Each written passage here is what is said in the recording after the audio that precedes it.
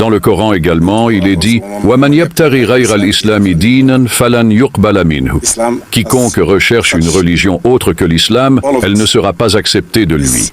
L'islam, dans son ensemble, est au bénéfice de l'humanité. Tout en lui contribue au développement de l'être humain. Tout en lui est protection, guidance et bon comportement pour l'être humain. Depuis que le prophète est venu et a transmis le message, il a dit « Inna ma bu'ithtu li utammima makarim al-akhlaq » J'ai été envoyé pour parfaire les nobles caractères. Ces caractères, où que vous les pratiquiez, où que vous viviez avec eux, ils attireront les gens à demander « Qu'est-ce que c'est ?» Et une fois qu'ils sauront, ils adopteront et suivront. Je me souviens de 2 occasions, une en Amérique, une au Sénégal où je vis. J'étais en visite et une journaliste du nom de Margaret est venue pour m'interviewer.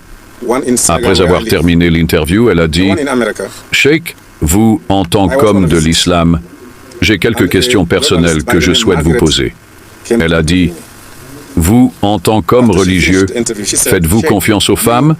Parce qu'on nous a dit que la femme n'a pas de position en islam et que l'islam ne fait pas confiance aux femmes. » J'ai répondu que c'était un mensonge. Allah, le Créateur qui a créé tout le monde, a fait confiance à des personnes pour les positions les plus élevées dans ce monde, à plus forte raison pour le reste. Et ces personnes sont les prophètes. Notre prophète, le prophète de l'islam, Sayyidina Muhammad, sallallahu alayhi wa sallam, lorsque sa mère était enceinte de lui depuis 2 mois seulement, son père Abdullah est décédé et Allah a confié le prophète, sallallahu alayhi wa sallam, à une femme jusqu'à sa naissance, Halima Sadia. Et à l'âge de 4 ans, sa mère est décédée. Le prophète Jésus, Isa alayhi salam, il n'avait pas de père. Il était juste avec une femme. Si vous lisez les histoires du prophète Moïse dans le Coran, vous ne verrez jamais où Allah mentionne son père, seulement sa mère. Ismaël, son père Ibrahim l'a pris, ainsi que sa mère Hajar, et les a laissés dans la vallée de la Mecque où il n'y avait pas d'eau du tout. Si Allah a fait confiance aux femmes pour ces personnes, pourquoi ne devrions-nous pas leur faire confiance dans nos affaires mondaines? Elle a dit, celui-ci est clair pour moi. D'accord maintenant. Lorsque vous distribuez l'héritage, vous donnez aux femmes la moitié de ce que vous donnez à un homme. J'ai répondu, avant de vous dire ce que l'islam a dit, dans le judaïsme, dans la religion juive, une femme n'a pas de part dans l'héritage de son père. C'est juste une question de dot lors du mariage. En dehors de cela, le premier-né mâle prend tout. Et dans la Bible, il n'y a aucune mention de l'héritage. C'est seulement le Coran qui est venu, et Allah n'a pas demandé au prophète de faire la distribution, mais Allah lui-même l'a établi dans le Coran. Dans le texte du Coran, vous verrez, si une femme, sa mère, si une femme, sa femme, si une femme, sa sœur ou sa fille, toutes ces parts, vous les trouverez dans le texte du Coran. Pourquoi alors leur donnons-nous la moitié? Au début de l'histoire, si vous lisez le verset, Allah s'adressait à Adam et Ève et a dit « Fala yukhrijannakuma minal jannati fatashqa » Ne laissez pas Satan vous expulser du paradis, sinon vous souffrirez. Aujourd'hui, en islam, si nous devons nous marier, c'est l'homme qui paie la dot. C'est l'homme qui paie le loyer de la maison. C'est son obligation. C'est l'homme qui paie les dépenses quotidiennes. C'est l'homme qui fournit les vêtements pour sa femme, sans précédent. Mon père est décédé et nous avons distribué ce qu'il nous a laissé. Oui, j'ai pris 2 parts et ma sœur en a pris une. Mais elle est allée au marché avec cette part et a acheté ce qu'elle voulait avec. Les 2 parts que j'ai, j'y ai ajouté plus d'argent pour les dépenser pour eux dans la maison. Je ne pense pas que l'islam ait fait du tort à ma sœur. Avec une part, elle a fait ce qu'elle voulait et j'ai pris 2 parts, j'y ai ajouté plus d'argent et je l'ai dépensé pour eux dans la maison. Elle a dit, celui-ci est également clair. Une semaine plus tard, elle est revenue. J'ai dit, oh Margaret, vous êtes venue pour une autre interview? Elle a dit, non, aujourd'hui je suis venue pour embrasser l'islam. Ce que j'ai entendu de vous l'autre jour, tout est correct. Maintenant. Le deuxième exemple, nous avons un invité de Londres, Sam Springfield. Il était maire de Hackney. Il est venu nous rendre visite. À ce moment-là, j'ai dit, Sam, excusez-nous, nous allons à la mosquée. Il s'est assis dans le salon et a attendu. À la sœur, j'ai répété la même chose. Au Maghreb, ce que j'ai dit, il a dit, Cheikh, me permettrez-vous de vous suivre à la mosquée pour voir la mosquée? J'ai dit, oui, si vous voulez. Mais la mosquée est pour les musulmans qui prient. Quand il est venu avec nous à la mosquée, je suis entré dans le mihrab et il a simplement suivi la congrégation et est entré dans la mosquée. La façon dont il les a vus prier, il a fait les mêmes mouvements, Isha et Fajr. Après la prière de Fajr, il est venu. Il a dit, Cheikh, pour vous dire la vérité, je ne connais aucun des mots que vous récitez dans vos prières.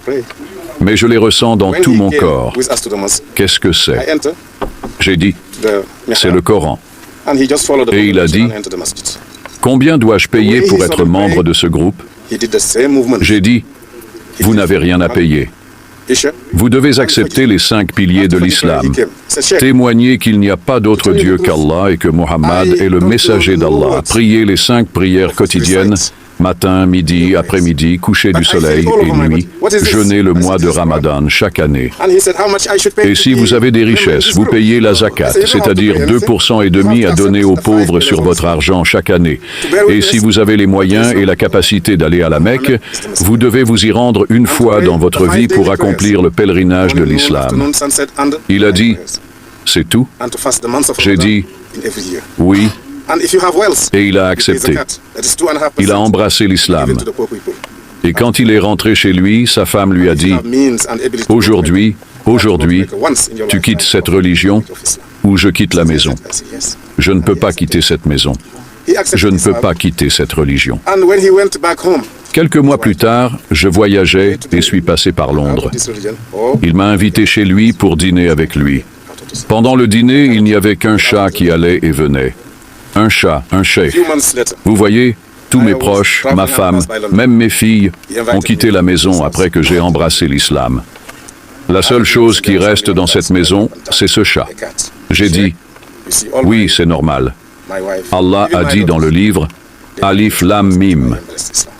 Est-ce que les gens pensent qu'ils seront laissés en paix en disant, nous croyons sans être éprouvés? Nous les éprouverons jusqu'à ce que nous distinguions les véridiques des menteurs.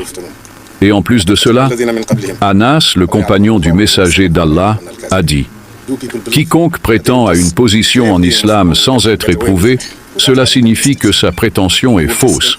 Et Omar ibn al-Khattab, le jour où il a embrassé l'islam et que personne ne l'a dérangé, comme ils avaient l'habitude de punir les musulmans à la Mecque, personne ne l'a touché.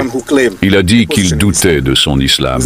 Comment ils lui ont dit, oh, ton oncle, c'est lui qui a parlé aux gens, Motam ibn Adiya, que tu es son neveu. Personne ne devrait te toucher. Alors il est allé voir son oncle et a dit, hey, occupe-toi de tes affaires. Je suis musulman. Tu ne l'es pas. Je n'ai rien à faire avec toi. Il a dit qu'il se souvenait être revenu de la mosquée et que les non-croyants l'avaient battu de tous les côtés jusqu'à ce qu'il atteigne sa maison. Au moment où il est arrivé chez lui, tous ses vêtements étaient détruits. Il a dit, maintenant, je me suis senti musulman parce qu'ils m'ont traité comme ils traitaient les musulmans. Ensuite, où que vous alliez, avec les caractères, avec le comportement de l'islam, vous attirerez certainement les non-musulmans parce que l'islam, tout en lui, est beau.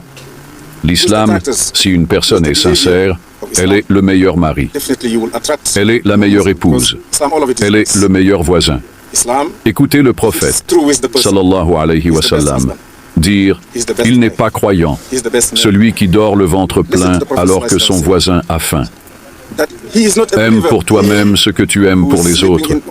Aime pour les autres. L'islam, tout en lui, est beau. Et le prophète, sallallahu alayhi wa sallam, son Seigneur, l'a loué dans le Coran avec cette déclaration « Wa innaka la'ala khuluqin azim » et tu es certes d'une moralité éminente. Ces caractères, si vous en avez un et que vous voyagez avec lui n'importe où dans le monde, vous attirerez certainement des gens à l'accepter. Assalamu alaikum. Et ils auront la réponse. Je pense que cela résume vraiment, en bref, l'histoire de votre succès dans la propagation de l'islam. En Amérique, c'était une époque où la plupart du monde occidental ne connaissait pas beaucoup l'islam. Je pense que nous pouvons aller voir Sheikh Jiri. En ce qui concerne l'African American Islamic Institute, que pouvez-vous nous dire sur ce que fait l'Institut? Quelles sont les principales activités de cet institut? Une ONG afro-américaine, une organisation non gouvernementale établie par Shahazad. Tout d'abord, le nom « Pourquoi afro-américain ?» parce que nous avons travaillé très étroitement avec la communauté afro-américaine aux États-Unis. Comme je vous l'ai dit, nous avons une communauté issue de la communauté islamique afro-américaine qui reste avec nous, étudie avec nous, et nous faisons beaucoup de choses ensemble. Et dans cette ONG également, nous travaillons ensemble pour des efforts humanitaires afin d'élever notre peuple.